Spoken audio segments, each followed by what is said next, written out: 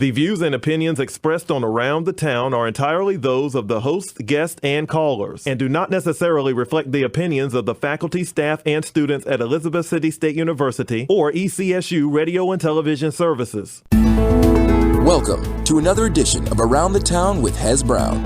And now your host, Hezekiah Brown. Good afternoon. Good evening, I should say. We are really honored today to have, we often call everybody a special guest. But today we have a special, real special guest today that you're going to talk to a little bit. We're going to have a conversation. It's not an interview. We're going to have a little conversation about this but as I said again, I'm excited about it, but it's a bittersweet kind of excitement in terms of who we have today. An exciting person because WRVS 89.9 FM is celebrating Women History Month. And as you know, last week we had Superior Court Justice Eula Reed on, recognizing her as a hero in the Northeast. She was recognized, and this is the second one now. This is our own mayor here in Elizabeth City. Did you hear what I say? Our own mayor here in Elizabeth City, who has done an amazing job as the mayor of Elizabeth City. When I say amazing job, I really mean that because, you know, she ran the first time and had us some competition. The second time around, she did such a fantastic job, she didn't have any opposition. So welcome Mayor Bettie Parker, the Honorable Mayor Bettie Parker of Elizabeth City, New York, who have made national news while serving as our mayor. Good evening. Great to see you. Well, I hope that I can live up to that dynamic introduction, and I thank you so much, Hez, for having me this afternoon. It has been a great run and challenge being mayor of the city of Elizabeth City, a place where I love, the harbor of hospitality. So when you ask me to come and be with you this afternoon, of course, being a Viking, I know people say former Vikings, once you graduate. No, I'm a Viking for life. So I'm here to hopefully live up to some of the expectations you have. So again, thank you. Let me hear you say it with some enthusiasm. Viking pride, Viking pride. Let's hear you say it. Viking pride, Viking pride, Viking pride. All right, then. You got it. So, you know, you have done some things that's absolutely outstanding. You have made national news. You've made local news. You've had the governor here. You've attended meetings with all of the high-level politicians. You have really, really taken this job serious. So since this is kind of like your second interest into politics, I know you ran as a commissioner first, and then you ran mayor. So what is your take now on politics? Wow. One would think that I've had enough experience at this point with politics to really give you a dynamic explanation of it all. But you know, I'm still at the same place that I was when I ran to be a Pasquotank County Commissioner. And that is, I believe, you know, politics is, by definition, is influencing, you know, governmental policies. And, you know, a person who actively, you know, engage in government of politics. Well, I've actively engaged in politics. And I believe politics, actually, if you're going to be a politician, you have to first and foremost have in your mind that you are going to serve the people. It is not self-serving. It is not for you to do as you want to do and get all the accolades that you can get, but it is to get all you can for the betterment of the people who you're serving. And so that was my take on politics when I first ran to be a commissioner. And it was my take when I first ran to be mayor of the city of Elizabeth City. So it is still now my take. And that is, if you're going to influence policies that would be beneficial to the people you serve. Yes, Mary, the one thing that I like is that you were really applauded one time in the newspaper for attending meetings. And I've been in politics all of my life, believe it or not, either inside or outside. And one of the things that when people don't like some things that they see or hear, then they just don't show up at the meeting. But they say that you shows up at every meeting, good, bad, indifferent, snow, sleet, storm. You show up at meetings. Why did you do that? That's because I was committed to what I do. I know somebody says, well, I know you're working toward a perfect attendance. No, I'm not. Perfect attendance never entered my mind. It is that if I have a job to do, that's what I do. And that is what was instilled in me by my parents and by my grandparent, is that you do the best that you can do with whatever you're assigned. And when I was in school, my siblings and I, we would get perfect attendance because our parents wanted to make sure we were, getting all we can get because they thought that education was very important. So from the first time that I entered politics as being a commissioner, I didn't miss any of the meetings as a Pasquotank County commissioner. Praise God, I was not, I got sick in any way that I had to be out. So if I'm not sick, I'll show up. And I've done the same thing as a mayor. First term, I didn't miss any of the meetings, and that would be work sessions or special meetings or whatever. I was supposed to be the leader of the meetings, so I always expect the leaders to show up. And my second term, I have not missed any meetings. And technically, because the last meeting where I did not attend, it was a recessed meeting. And I stayed home with my husband. He has had some major surgery, and he is recovering. And I was with him. However, because it was a recessed meeting, I'm told that I was counted present. So I would technically be counted present for every meeting that has been scheduled for the Elizabeth City Council. And it's not anything that I'm bragging about. It's just something I want people to have a model.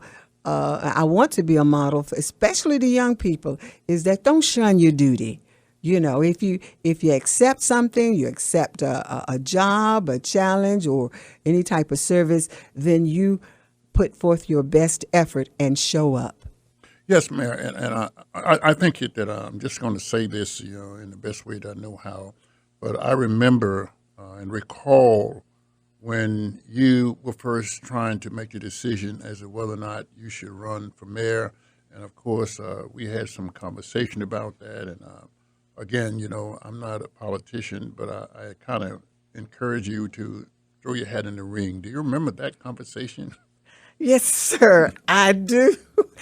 And in fact, at the time when I'm being encouraged to enter into politics, I would look at the whoever the person was who was trying to talk me into it, as if, are you really serious about this? Are you really, working 100% here, asking me to go into politics? I said, I follow politics. I always watch the news and I kind of follow legislatures and and what's going on. But it was generally for my own benefit and for the people around me. But as far as entering into the ring where I would actually serve in the position of being a politician, that had never really crossed my mind seriously. So when you talk to me, and I do recall, sir, and I actually, I know one of the times was over in what we call Sawyertown at one of the churches over there. And you saying, I hope you're still thinking about it. I hope you still have it on your mind. I said, well, he said, because you're going to be the best fit for right now. You'll be the best fit. I said, well, let me talk with my husband and my family, and I'll get back to you. I didn't get back to you, but you got back to me. And I think you were pleasantly surprised that I said I would give it a try. Yes, and I am so happy we had that conversation. And today I'm just saying I'm happy you served because See, when you do the right thing for the right reason, you get the right results. And in your presence, you have been a pioneer. You really have been a trailblazer. You have made history. You have put Elizabeth City on the national map. And that is so important. As I said again, when you do things for the right reason, you get the best results. And I know you never thought when you ran for county commission, you was running to be the first female to that position. You didn't run because you wanted to be the first woman in that position. You ran because you were concerned about the people. And I want to say to you, I appreciate you. We thank you for your service. We thank you for what you've done. And I am really sorry myself that you're not going to do good. What's in the future for the Trailblazer and Pioneer? When I think in terms of the term Trailblazer, I would think back to when I was in school and they in my social studies classes and what have you, and the history classes where people, open up the path for the others to come through. And as a trailblazer, and I guess I can be characterized as one to a certain extent, I'm just, glad that I was able to blaze a trail for others and the women, let's say for the mayorship here in the city of Elizabeth City. It's doable now, but being a trailblazer is fine as long as you don't lose sight of the fact that you are standing on the shoulders of others, of other trailblazers who made it possible for you to be where you are and to, of course, take a whack at opening up a trail for someone else. So I am simply pleased about all of the other trailblazers. That's what I think on when people actually say, gee, you are a trailblazer. I said, I feel good about it because as I think about the others have done it in the past and they have made a big difference in the lives of people, I said, I hope that I have done the same, made a positive difference in the lives of many people. Well, Mayor, I think you made us proud in so many instances. You have been on national television on more than one time, on one occasion. I know that you recently was invited to New York, and you rubbed elbows with the vice president and the first lady of not the state of North Carolina, of the United States of America. Tell us about that. Oh. Now, I'm still trying to come down from that. Now, I might as well be honest, is because I never dreamed, in my, best dreams that I would ever be in a position like that. But, you never know what God has in store for you as long as you are doing service for people. And you never know who's watching you. And so to speak, is sizing you up. But when I was selected to be one of 50 women out of 10,000 plus across the country to serve in the Forbes 50 over 50 category of women who have made a difference, as entrepreneurs and as politicians, and you stepped out after the age of 50 and into a new beginning, I didn't know that I would be selected.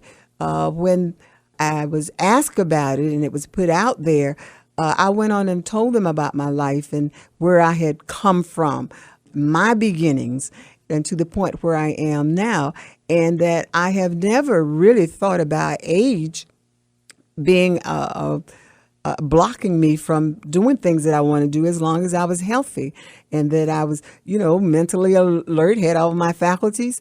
I just feel like I can still produce.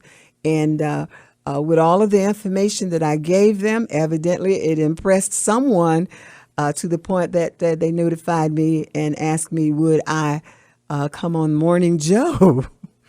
And, want to be one of the guests because I would be selected as one of the 50 over 50 women.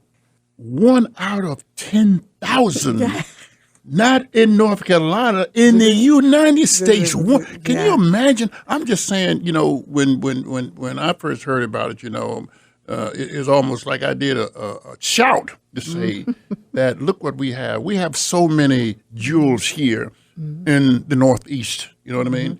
And we just have to give them time to get there because, and I really believe too that, Mayor, this is an era of women. You know, for example, I should say to you that it was, you know, way back in the years, women could not even think about voting. You know what I mean? Certainly they passed it. The 13th, 14th, and 14th Amendment to the Constitution, where men could vote and ex-slaves could vote during that period of time, but it wasn't until 1920 before women could vote. And then later on, they said, well, we might as well give some more recognition. So in 1987, Congress passed PL 100-9, which designated the month of March as Women History Month. And that's the thing that's really, really significant and is going, and we are certainly hoping that Women History Month, African American History Month be extended to the entire year. This is what we want. Now, we know that, you know, it hasn't been easy. There have been bumps along the way. And I know that you said one time, you know, that you had faced some discrimination somewhere along the line in terms of in your position as mayor or somewhere in the life of you. Tell us a little bit about that. Yes, and just before I do that, I do want to go back to that recognition of 50 over 50. I do want to give accolades to the Forbes magazine and my being able to go to New York and mingle with the other women and to listen to the First Lady, Jill Biden, praise us. But they did also give us an opportunity to go to Dubai, Abu Dhabi, expenses paid. And that would be this month, actually starting, I think, tomorrow, the 5th through the 9th. That was a surprise announcement at the celebration in New York City in December. But of course, I'm not able to make it because I have some family obligations. But that would have been an excellent experience for me, and to have been afforded that opportunity to do that is really overwhelming as well. Because, yes, there has been discrimination, and actually there continues to be discrimination among not just women, but other ethnic groups. But me being a black female, it seems to me that I have double jeopardy. You mentioned a few minutes ago about women did not have the opportunity to vote until around 1920. Now, that was mainly for white women. It was to include all black women, but there were so many stumbling blocks put out there that we still didn't have complete freedom to vote until in the early 60s. So it was still a number of years before someone who looks like me was able to feel free in participating in the voting process. But I had some wonderful parents and grandparent. My grandmother was my Sunday school teacher, and she always told us how to treat people and to put God first and, trust in Him. And it doesn't matter what people do or say, He's got a purpose for you. And what you do is trust that purpose will come to fruition. And keep pushing for doing the best that you can, and especially helping people. So when I was discriminated against, I know what discrimination is. I know when you want to keep me from having certain services, or you don't want me to be highlighted in such a way. Now, my thought is, what is this goal that I have in mind? What is the challenge that I have before me? That is what I focus on. I feel as though I'm going to succeed because I'm going to do it according to the word. And that has always worked for me. Maybe some people don't look at it that way, but I'm telling you what has worked for me. So we're doing better now as far as being discriminated upon women, and especially since Hillary Clinton ran, that sort of like opened up the field for women to go all kinds of directions. We got emboldened. And so we're still now, you can't turn us around. We're still working toward, doing the best that we can in what used to be a man's world. Okay.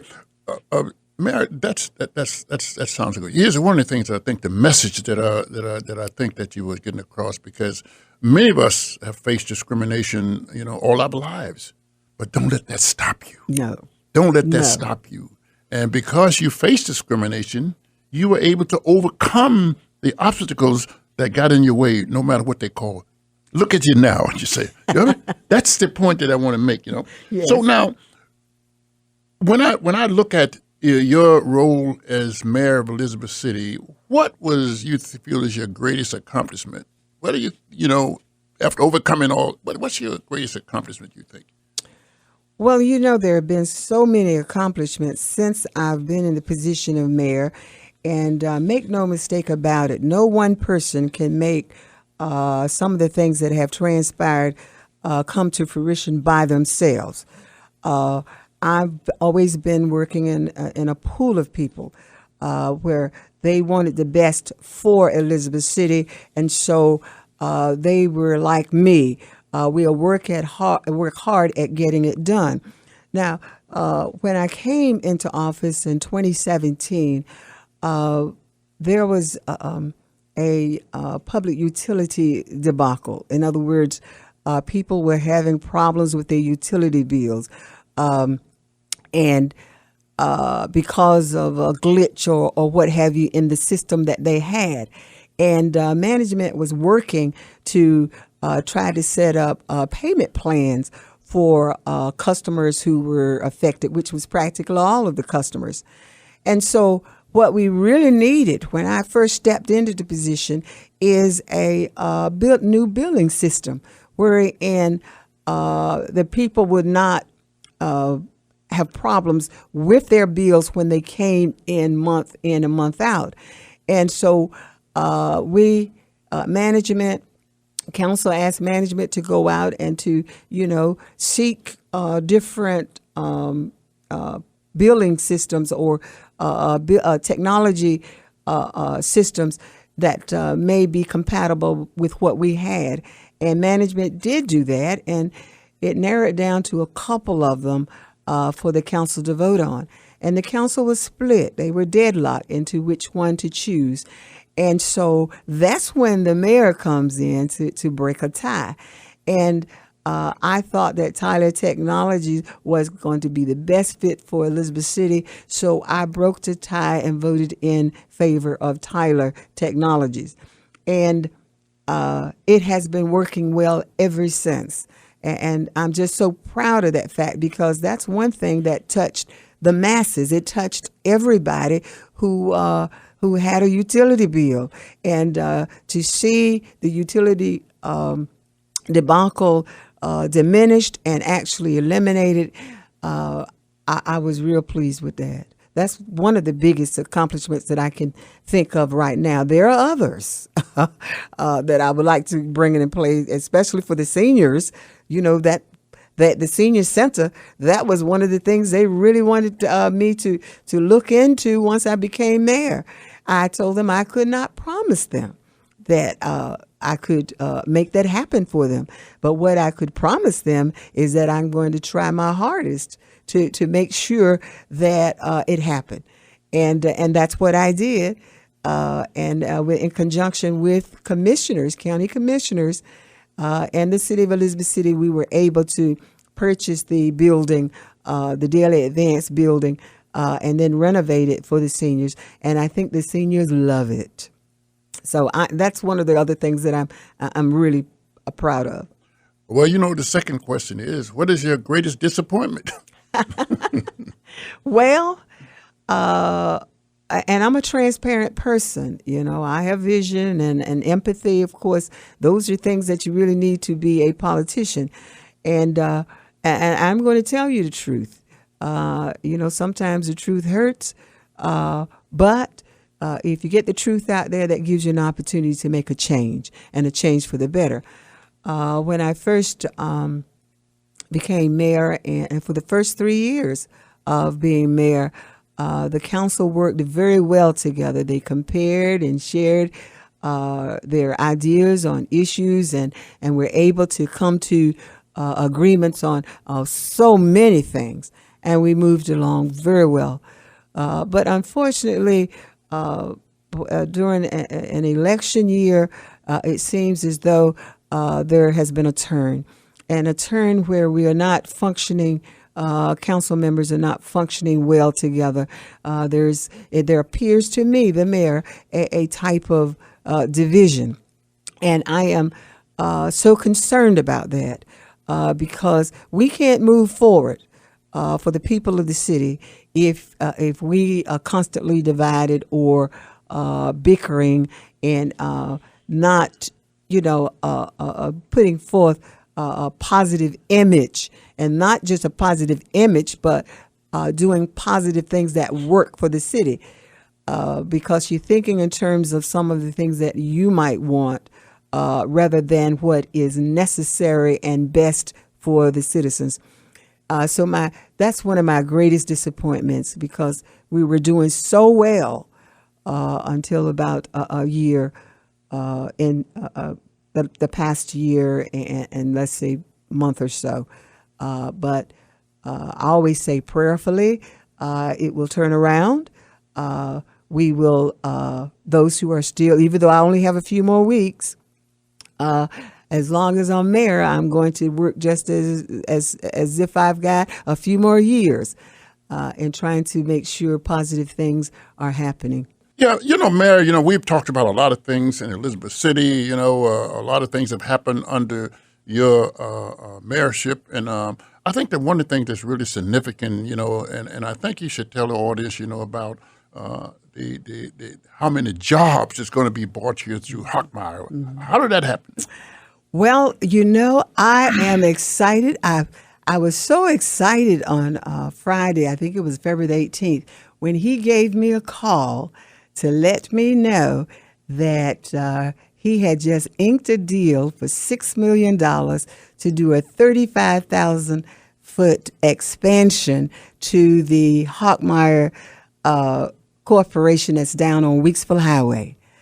I was elated. He said, Mayor Parker, you were the first one I thought of to call to let you know that's what we're going to do. And I said, I thank you so much. This call I didn't expect today.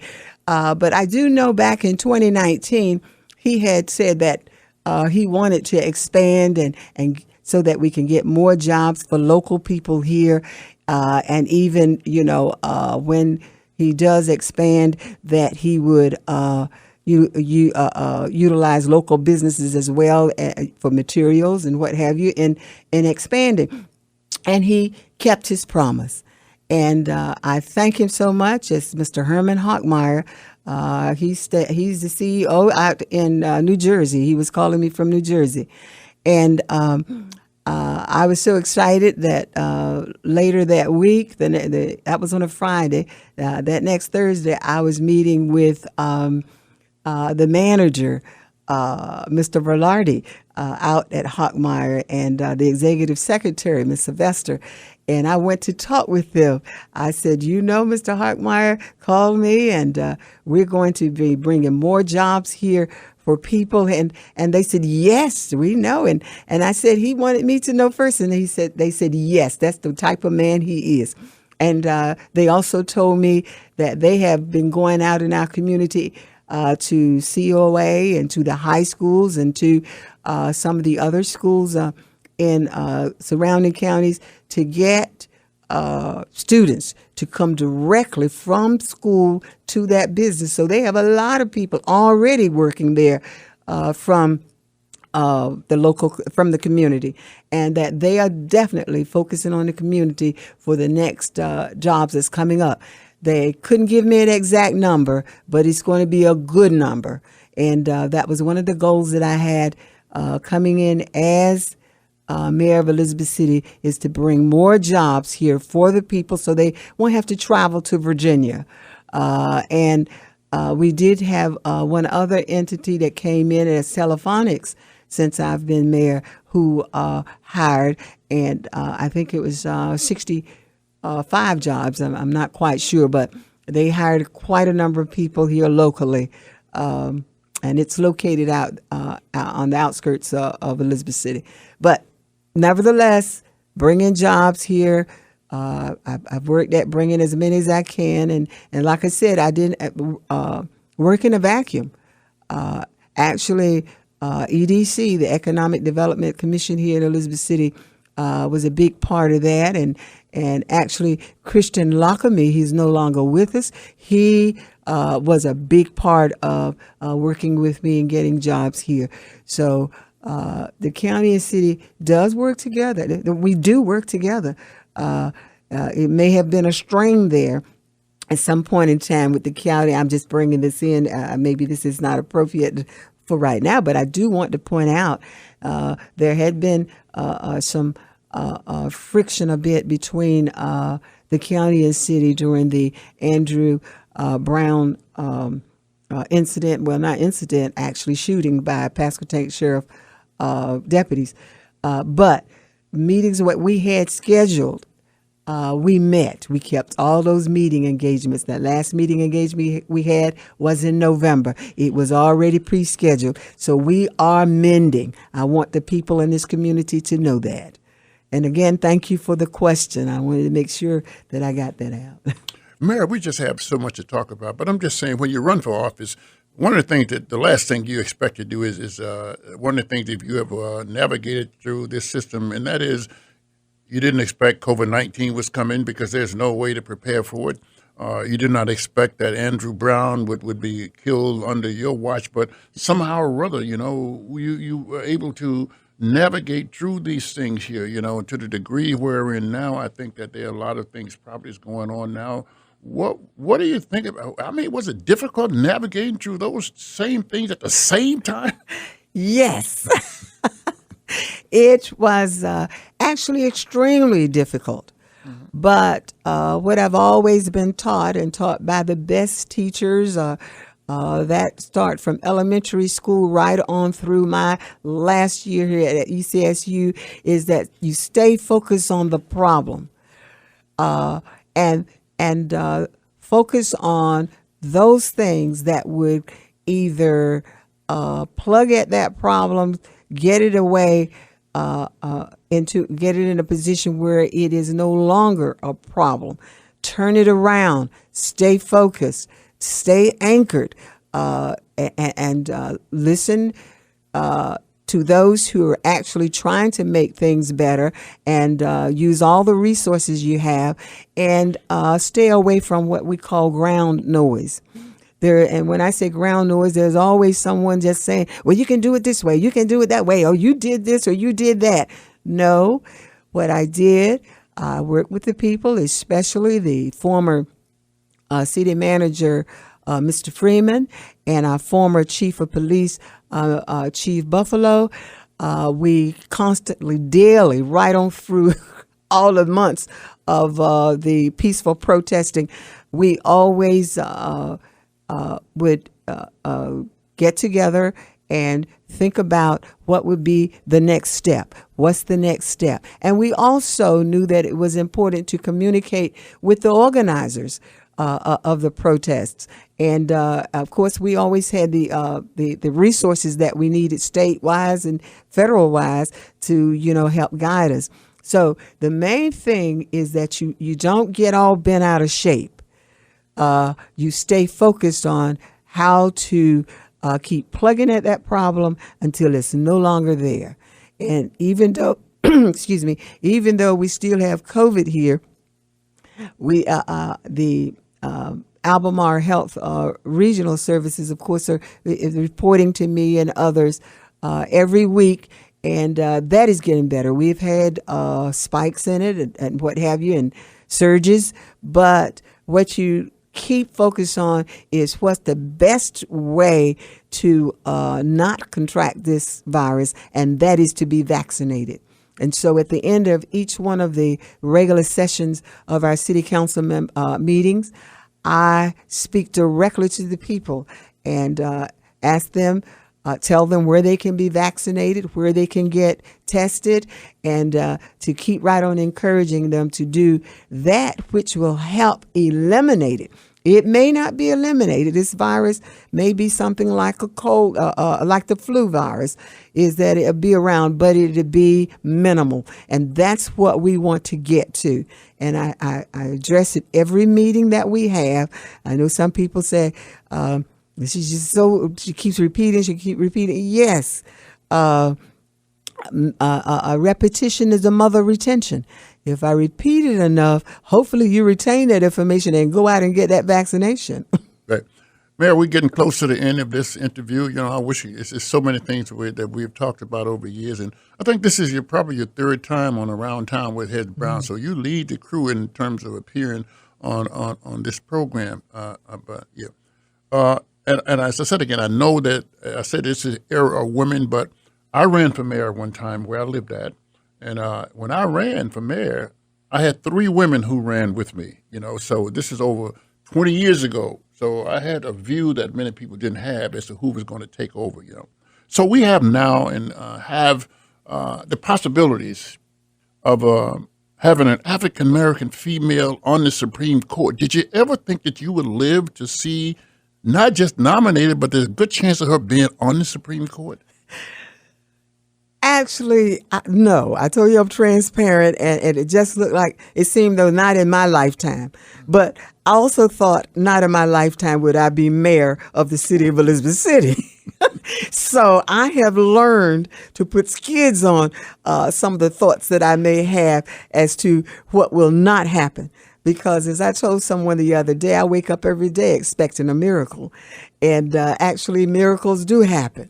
And I think that it is fantastic that we're at the stage where we have a nominee, an African-American woman nominated to at least go through Congress and be screened in order to be another justice on the Supreme Court. It is just wonderful. It gives me just a great feeling to see how women are actually getting out there and getting into positions that once we never thought we'd be able to attain. And lastly, we have a lady who is running for Senate, African-American female. We have Judge Eula Reed, Superior Court Justice, who ran for that position. So I'm saying that it seemed like there's a real surge in terms of people who are qualified, who is dedicated to take on these awesome responsibilities, because they are awesome responsibilities that they ought to take it on, That's been kind of preserved for men alone. So we need to celebrate them, not only in Women's History Month, but celebrate them all year. So, Mayor, I just want to say thank you for your honesty while you were in office. It wasn't one thing that I think anybody said was wrong, or nobody went to jail or all those things. But I said again, for your honesty, for your leadership, for your dedication, and for your vision for our great city here in northeastern North Carolina. So I just want to personally thank you, and I thank you on behalf of a lot of people too, with all the vision and putting Elizabeth City on the map and doing all the things you have done, attending all of the meetings. And I'm just saying that's a city council meeting, but all the other meetings that you attend. So we just wish the very best for you, and we hope that you don't just disappear on us, that we can still call upon you from time to time. So if you got any parting remarks you want to make, please do. Well, I certainly thank you for your remarks, and I want to thank everyone who has supported me. I have had tremendous support, and I want to also be hopeful that those who follow me, that they stick to transparency, have vision, and empathy. Empathy is so important in order to be in touch with the people. So I want to thank everyone. It has been a good run for me. Stay calm. That's really important when you're leading a meeting.